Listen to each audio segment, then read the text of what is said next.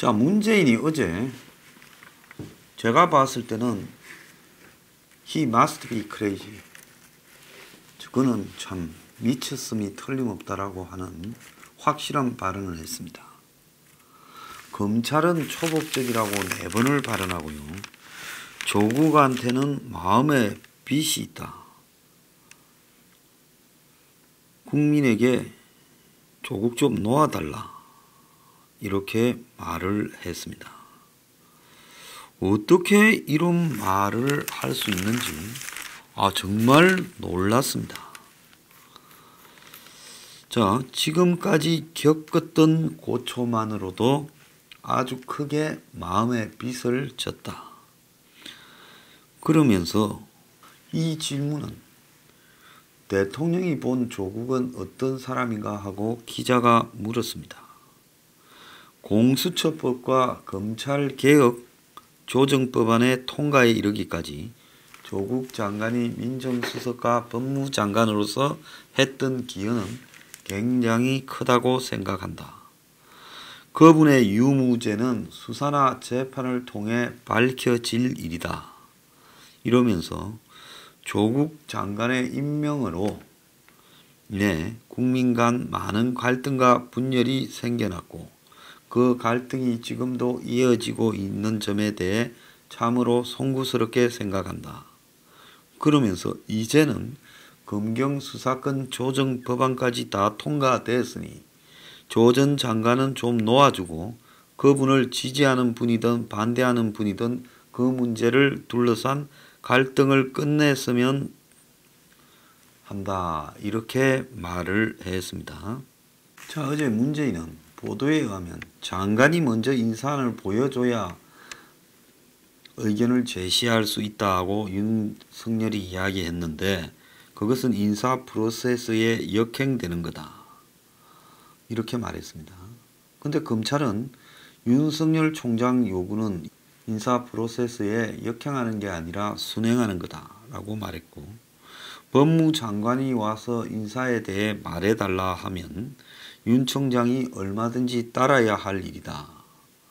이렇게 말을 하면서 윤 총장이 제3의 장소에서 명단을 가져와야만 할 수 있겠다 한다면 그것도 프로세스에 역행되는 거다. 이렇게 말했는데 검찰은 현 정권 다른 법무장관도 보안상의 이유로 제3의 장소에서 검찰총장을 만나 인사협의를 했다. 이렇게 검찰은 말하고 있습니다. 또 법무장관이 인사를 그동안에 검찰총장한테 보여주고 의견을 구했다면 초법적 권한을 누린 것이다 말했는데 인사협의 과정은 법률에 명시 안 돼 있기 때문에 초법적 표현이 맞지 않다라고 검찰은 이야기하고 있습니다. 그러면서 문재인은 인사의견 협의 방식과 절차가 정립되지 않은 상황에서 발생한 일이다 말했는데 이전부터 법무부가 인사안을 짠 뒤에 검찰총장이 그 인사안을 놓고 의견을 밝히는 순으로 계속해 왔다. 이렇게 말을 하고 있습니다. 자, 그런데요. 이 문재인에 대해서 하고 싶은 이야기는 지금 대한민국에서 수십 년간 내려오던 법과 규칙에 정한 범주 하에서 법무장관과 검찰총장이 서로가 서로를 대하는 절차와 방법이 관습법처럼 굳어져 있었습니다. 그 방식으로 둘이서 인사를 논의하는 틀들이 있었던 거예요. 그런데 이 틀을 지금 윤석열이 밉다고 깨면서 한마디로 이전부터 해왔던 부분을 깨면서 아무것도 보여주지 않고 너 와서 인사에 이야기해라 해서 추미애가 시비를 걸었죠. 그래서 그 시비로 윤석열에게 코를 끼기 위해서 시비를 걸었다는 것은 세상이 다 아는데 대통령이 어제 신년 기자회견을 한다면서 기자들 앞에 이 시비 건 내용의 편을 드는 기자회견을 했습니다. 적어도 내부적으로 자신들의 권력 장악과 독재를 위한 틀들이 진행되고 있다 하더라도 대통령이라는 사람이 이런 말장난을 가지고 국민 앞에 기자들을 통해서 전달하고 있다는 것은 그 사람의 수준이 어떠한가에 대해서 낱낱이 보여주는 것이고, 조국은 이미 기소 여러 건으로 기소 중이고 또 다른 건으로는 조사 중인 피의자입니다. 범죄자입니다. 문재인이 조국하고 뭐 개인적인 부탁을 해가지고 마음에 빚이 있든지, 아니면 조국을 보고 검경 수사권 조정이니 검찰 뭐 폐지니 이런 걸 공수처니 이런 걸 갖다가 더 좀 총대를 매게 해서 마음에 빚이 있든지 간에 그는 문재인과 조국 간의 개인적인 문제지 대통령이라는 지위로 어제 기자회견을 한 것이지 문재인 개인이라는 지위로 기자회견을 한 게 아니라면 그가 조국한테 무슨 마음의 관계인가? 많이 부려먹어서 미안한 건지, 아니면 부려먹다가 조국이 총대 맸다가 자빠져서 미안한 건지, 아니면 그에게 자신의 가족이나 주변을 둘러싼 수많은 의혹을 덮으라고 일을 시켜오고 그를 앞으로 자기 주자로 밀어주겠다고 했는데 조국이 낙마하게 돼서 미안한 건지, 그 부분에 대해서 국민이 알아야 될 필요가 있습니까? 우리가 어제 조국이라는 범죄자 피의자에 대한 마음의 행로, 문재인의 마음의 행로를 우리가 어제 알아야 되는 자리였습니까? 아니지요. 조국이 어떤 사람인가 라고 물은 이 기자도 제가 봤을 때는 또라이라고 봅니다. 그 기자는 조국이라는 사람이 저렇게 많은 범죄를 저질렀는지 모르고 법무장관에 임명했습니까? 인사검증은 어디 똥구멍으로 합니까? 이렇게 물어야 되지 않겠습니까? 당신이 본 조국이 어떤 사람입니까? 이거는요, 대통령의 신년 기자회견에서 기자로서 탈락이고, 문재인이가 공식적인 석상에 전파를 빌어서 조국에게 마음의 빚이 있다라는 말을 유도하기 위한 사전에 짠 내용이 아니라면 이따위 질문을 할 수도 없는 겁니다. 그런데 그런 질문이 왔다면 이 자리에서 내가 조국이라는 사람에 대한 개인적인 평을 하기에는 부적절하다라고 보고, 그는 지금 수사 중이고 기소된 피의자 신분이니까 내가 대통령이라는 직위로 그에게 말하지 않겠다. 개인적인 생각은 있지만 여기서 말하기에는 부적절하다라고 말하는 것이 변호사 문재인으로서 저는 당연한 행동이었어야 됐다. 이렇게 생각합니다. 그러니까 물은 기자는 기자 같지도 않은 인간이고 답을 한 문재인은 대통령 같지도 않은 인간이다. 이것이 지금 어제의 신년 기자회견의 쇼의 전말이라는 겁니다. 온갖 비리가 난무했고, 가족 비리가요. 유재수에 대한 감찰 무마를 했고, 또 울산 이 시장 부정선거에서도 거론되어서 지금 혐의를 조사받고 있고. 자, 그런데 이 조국 일가가 지금 검찰 조사를 받을 때 유례 없는 특혜를 받았습니다.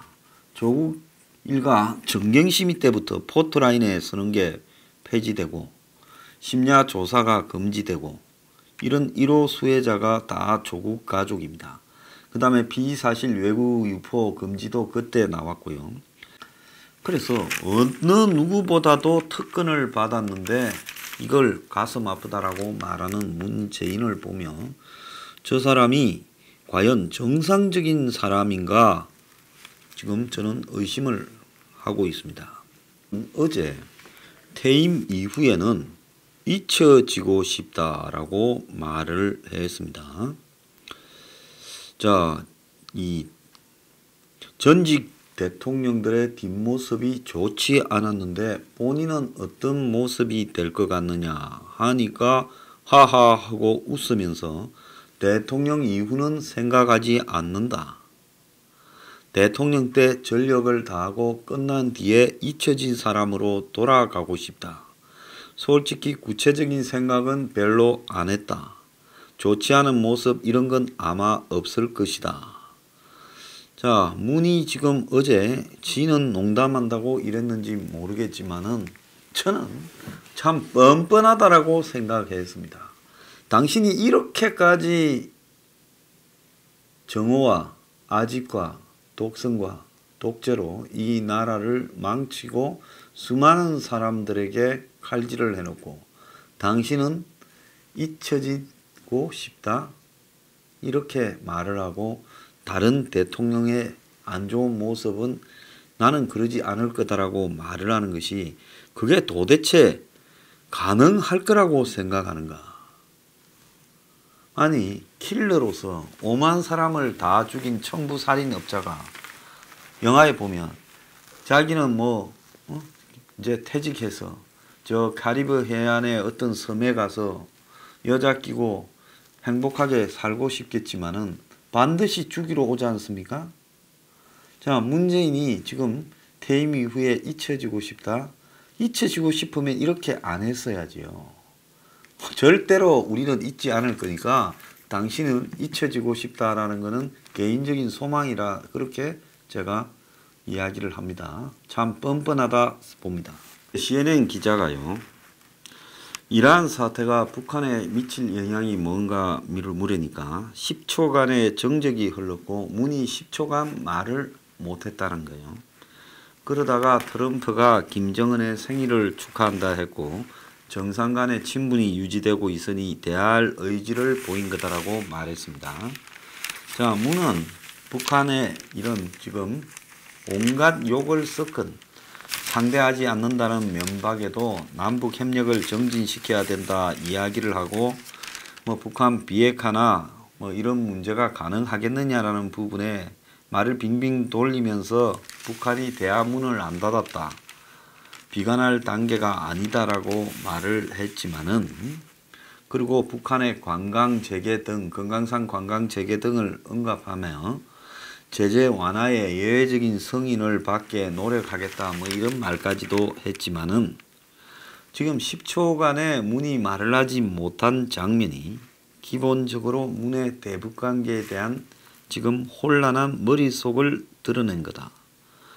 자, 상대가 있는 문제가 자신의 뜻대로 되지 않는 부분에 문이 그런 문제에 대해서 이제 자신 있게 말하기에는 자기 스스로도 마음에 부담이 있게 된 게 아니냐 이렇게 해석될 수 있겠습니다.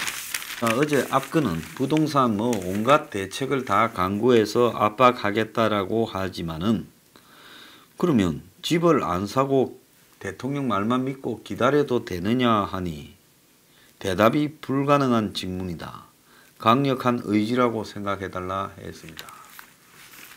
그러니까 지 스스로도 부동산 정책을 구사하고 있지만은 네 말만 듣고 그러면 집을 안 사도 되냐 하니 대통령이 정상이라면 대답이 불가능한 게 아니라 맞다 그래라고 말을 해야 되겠지요. 근데 자기도 자기의 부동산 정책이 안 먹힌다는 걸 알면서 국민을 상대로 선거 때 쇼하는 겁니다. 부동산 오르는 그래서 좋아서 돈 버리는 사람들은 문재인 잘한다고 부동산으로 고생받는 사람은 문재인이 부동산을 두들겨 잡겠다 하니까 그 말에 또 기대를 품게 만들고 그러면서 실질적으로 문과 그 주변에 있는 사람들의 기반은 부동산 가격이 올라서 수혜를 본 계층에 있는 사람들이 대부분이겠죠. 그러니까 문의 부동산 정책이 사기라는 것을 입증한 겁니다. 제 같으면요. 어제 이렇게 말하겠습니다. 국가적인 주택 공급을 이제 모든 수단을 다 강구해서라도 할 수밖에 없고 곧 그걸 발표하겠다. 그냥 공급을 확대하라는데 지금 공급을 확대한다고 부동산 가격이 잡히겠느냐. 그 공급 자체가 원천적으로 비싼 가격으로 공급되는데 그걸 살 수 있는 역량이 있겠느냐.